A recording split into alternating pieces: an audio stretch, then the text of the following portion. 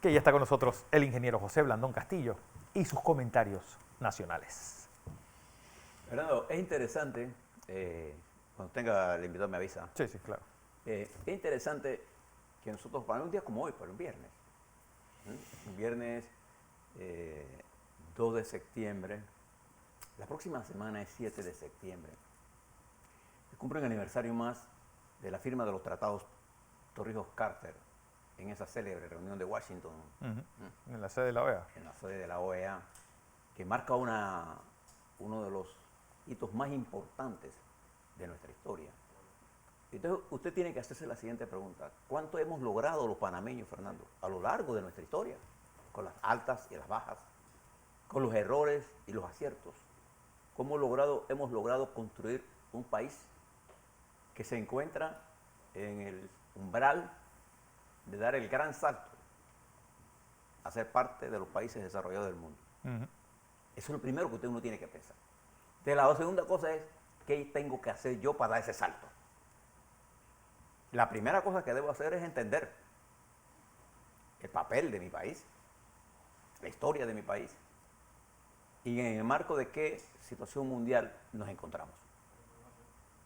Y entender esta coyuntura. Noto con mucha facilidad, Fernando, cómo la gente dice por ahí pronósticos para el 24 sin entender la velocidad de los acontecimientos. Van produciendo escenarios cambiantes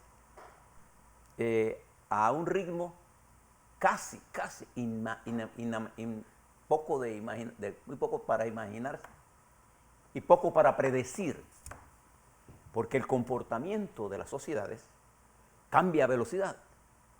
¿Te recuerda Francia, Fernando, de los chalecos amarillos, o la Inglaterra que va a heredar el próximo primer o primera ministra de ese país, la Inglaterra de hoy? O la Alemania que dejó Merkel, tan dependiente de Rusia. O lo que está pasando en nuestra región con la inflación, o el triunfo de Petro. ¿Cómo se explica todo esto? Ir a simplismos de rojo, de daltonismos políticos. Y de miopía. O de miopía, no nos va a resolver el problema. Es por eso que es importante para nosotros los panameños, en particular ahora, entender cuál es la nueva correlación de fuerzas que ha surgido durante las últimas semanas, de los últimos meses, 2 meses. Cómo el protagonismo de los sin voces logró mover cosas importantes. ¿Y qué significa eso en el impacto de la vida pública hacia el futuro?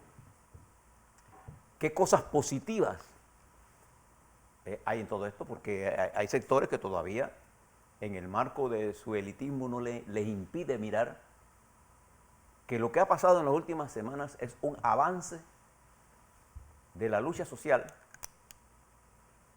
cuyo único peligro es la ruptura de la institucionalidad. ¿Cómo se rompe la institucionalidad en un país? Nosotros estábamos acostumbrados a que la institucionalidad de los Estados Unidos, por ejemplo, era inamovible, que no estaba amenazada la democracia. ¿Cuándo nosotros pensamos escuchar a un presidente de los Estados Unidos decir que la democracia en los Estados Unidos está en peligro? ¿Cuándo un expresidente de los Estados Unidos se dedicó a atacar a la institucionalidad de ese país, como por ejemplo el Estado de Derecho que se expresa en los jueces? Trump, acusando al FBI, acusando a todo el que le da la gana, con mentiras.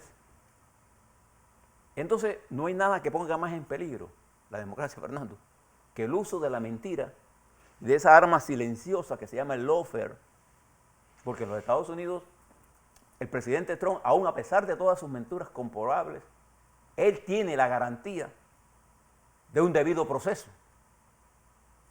Él tiene esa garantía. Y para mí, la tiene que tener. Garantía que nosotros, los panameños, Fernando, debemos tener en cualquier proceso. El debido proceso en materia judicial, en todos los campos del derecho, Es un principio fundamental que no podemos dejar de defender. Pero la mentira conspira contra eso. Entonces, y el simplismo nos hace a nosotros a rechazar, mirar las cosas con objetividad. Por ejemplo, en las movilizaciones que pasaron en el país, se lograron decisiones coyunturales, ¿cierto? Porque no puede ser de otra forma. Las decisiones estructurales pasan por otros procesos más largos, pero esta es una acumulación de fuerzas que permitió que usted esté pagando la gasolina más barata, pero eso tiene un costo. ¿Ah? No nos olvidemos nunca de eso. Permitió que se debatiera los temas que la gente quiere debatir. Costo de la vida, inflación, el costo de la medicina, que nosotros no lo queríamos discutir.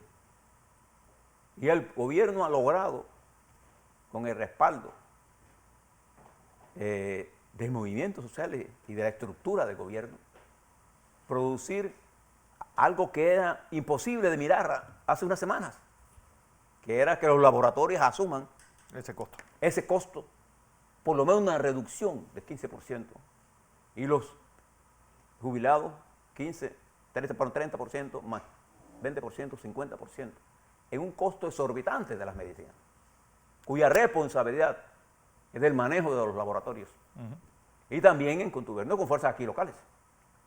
¿Cuándo pensamos nosotros que esto iba a pasar? ¿No? Entonces, el gobierno del presidente Cortizo, bueno, en la reunión de ayer, por ejemplo, que dirigió el vicepresidente Carrizo, reiteró al país que ya hay 95% de la gente que se representada en la empresa, Fedefarma. ¿Cómo? Fedefarma. Fedefarma, ya ha aceptado que los laboratorios reconozcan el 30% y el 80% de los otros laboratorios, y vamos a conseguir el 100%. ¿Por qué es importante esto? Porque cuando uno mira a ciertas áreas de la comunicación pública, radio y televisión, y mira las comunicaciones sociales, ¿qué encuentra? Caos. Caos y los profetas del desastre, haciendo análisis que son interpretaciones, son opiniones de ellos, sin llevar la otra contraparte.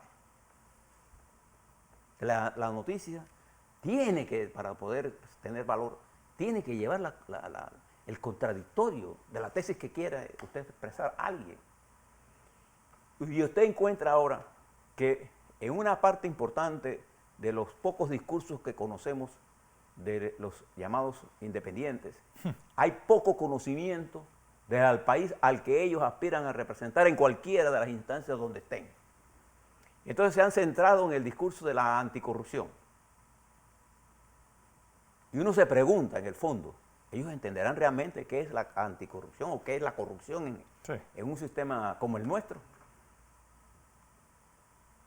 Es uno de los ejemplos últimos que vi, y lo vamos a ver ahora en detalle, o esto que se publicó el periódico La Prensa ayer sobre la llamada fiesta de Grecia.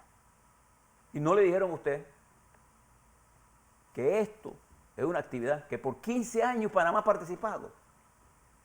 Y no se trata de una fiesta, se trata de un encuentro mundial de la industria naviera, de la cual Panamá marcha a la vanguardia en abanderamientos por la calidad de servicio que presta con una economía dolarizada, con un sistema judicial, con un sistema bancario, con un paso internacional. Sobre todo en la industria de seguros y reaseguros. Y de aseguro y de reaseguro, importantísima. Importante.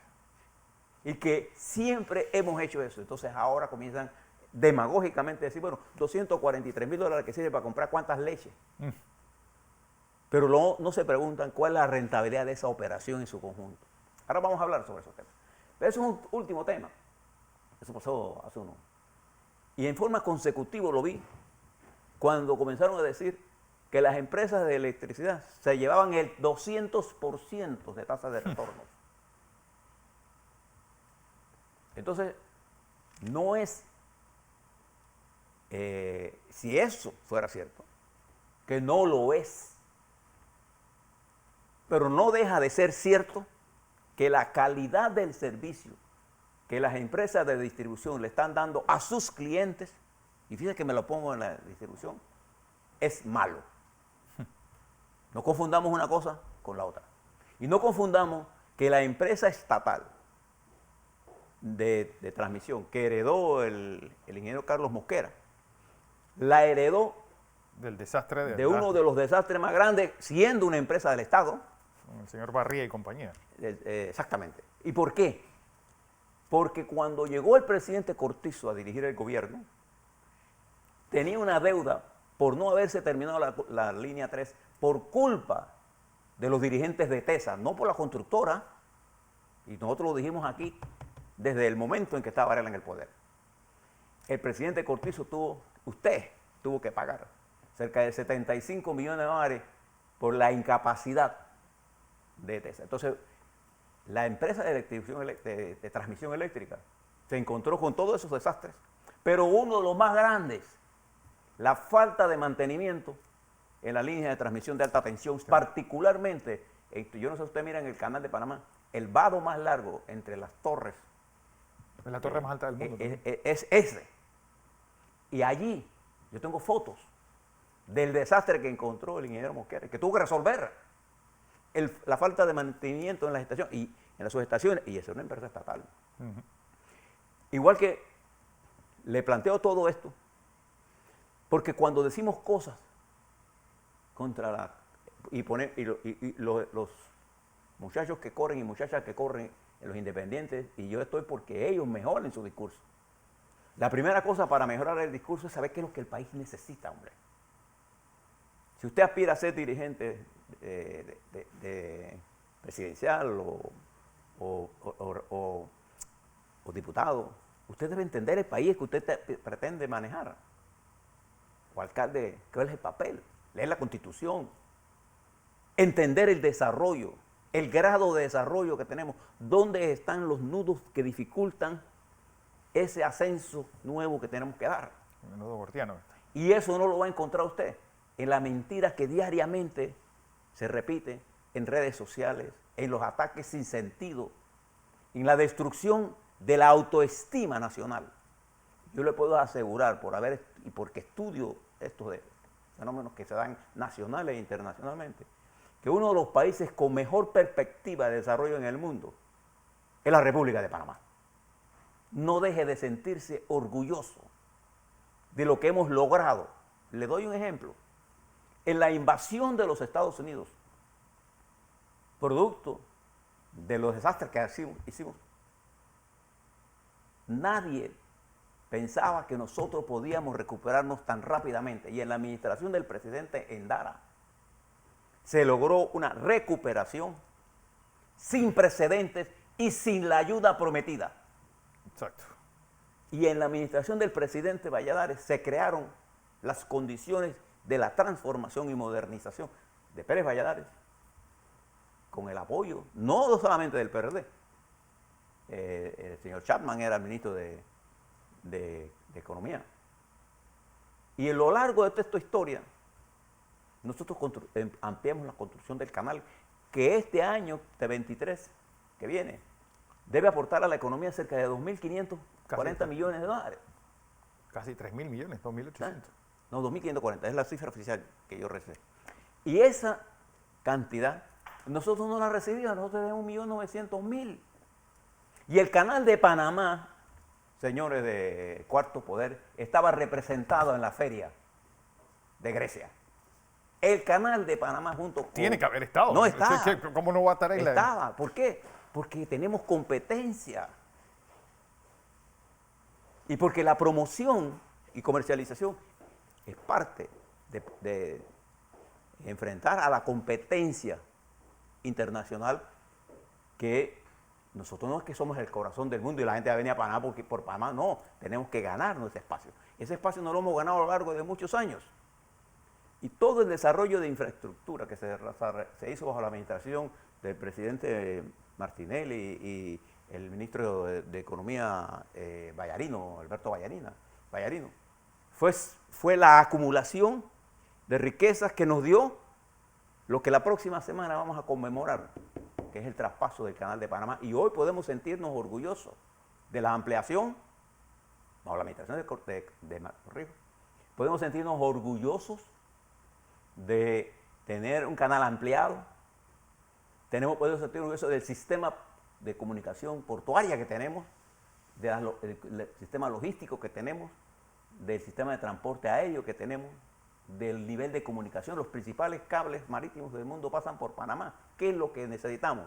Educación, la salud y la participación activa de las fuerzas sociales y de los empresarios, comprendiendo todos que estas son épocas de cambios, de ajustes, y que el capital extranjero que está en este país tiene que entender que la explotación de nuestros recursos requiere que Panamá se quede con una parte sustancial de esos recursos. Ese es el camino, pero el camino es el diálogo. Como decía el presidente Trump ayer, Biden ayer, la vida de ellos, decía él, refiriéndose a los antidemocráticos, es una vida que no está en la luz de la verdad, sino en la oscuridad de sus mentiras. Muy masón eso, ¿eh?